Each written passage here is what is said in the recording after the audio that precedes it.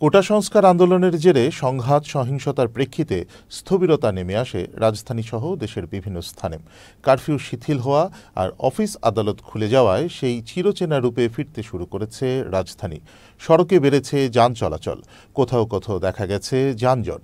রাজধানীর বিভিন্ন এলাকা ঘুরে রিপোর্ট করেছেন মামুনুর রহমান।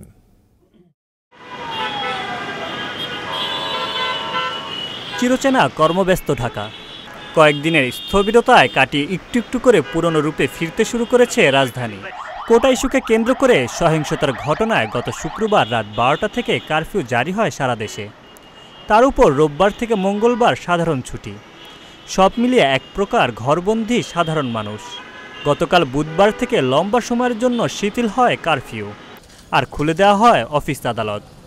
সড়কে বাড়তে থাকে যান চলাচল, যানজট আর নাগরিক কোলাহল।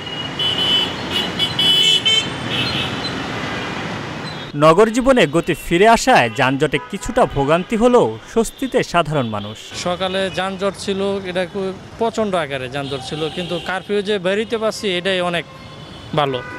যানজট এখনও আছে, মনে হইতেছে আগের পুরনো রূপে আবার ফিরে আসছে ঢাকা, কিন্তু ভালো লাগছে। যানজট আছে, কিন্তু মানুষ আতঙ্ক যে ছিল এখন আতঙ্ক নাই, মানুষ স্বাভাবিক হয়ে গেছে। আগের মতো আর কোনো আতঙ্ক নাই, মানুষ এখন অনেকটা স্বাভাবিক। যানজট যেভাবে অ্যাজুয়ালভাবে যেভাবে চলে সেভাবেই চলছে, আমরা সেভাবেই খুশি আছি এবং আমরা খুশি থাকব। এইভাবে যদি আইনশৃঙ্খলা বাহিনী সুন্দরভাবে নিয়ন্ত্রণ করে আমাদেরকে স্বস্তির জায়গায় নিয়ে আসে, আমরা খুশি থাকবো ইনশাআল্লাহ। তবে আতঙ্ক এখনো কাটেনি বলে দাবি করেছেন কেউ কেউ। তেমন একটা প্যাসেঞ্জার নাই রাস্তায়। এই সকালে বাড়িতে 8টার দিকে, এইটা আমি মনে করেন 700-700 টাকা হয়ে যায়, 12 মার্চে 250 টাকা, এভাবে হয়। মানুষ আছে ভয়ের ভিতরে। এখনো সে আতঙ্কটা মানুষের মধ্যে আছে যে রাস্তায় বের হলে বাসায় ঠিক এই 3টার মধ্যে ফিরতে পারবো কিনা।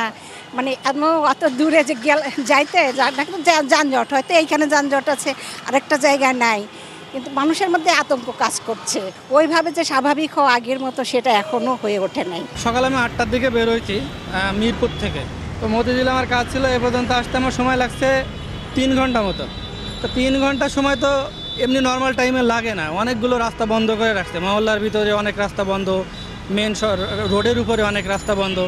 বিকেল 5টার পর ফের কারফিউ শুরু হয়। গণপরিবহন কম দেখা গেল, ব্যক্তিগত গাড়ি, সিএনজি, অটোরিকশা চলাচল ছিল তুলনামূলক বেশি। মোড়ে মোড়ে আইন শৃঙ্খলা বাহিনীর সদস্যদের টহল দেখা গেল, দেখা যায়নি কঠোর অবস্থানে। Mamunur Rahman, channel S, Dhaka.